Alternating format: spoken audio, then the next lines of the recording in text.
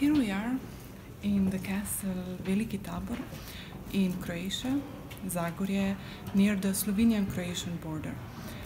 The castle is really nicely done and it has a lot of exhibitions, and one of them is connected with the legend of Veronika Jeseniška, about which I already told you when we were at the Castle Celje.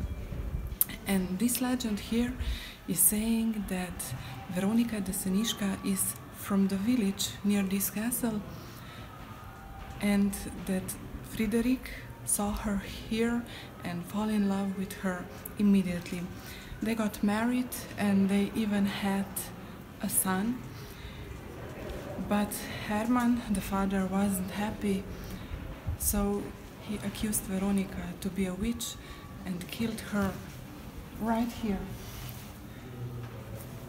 in this square inside the castle. Beside the exhibition about Veronika Jeseniška, in the castle there are a few other interesting exhibitions too. When you step into the castle, you see some interesting metal sculptures from the well-known Croatian artist.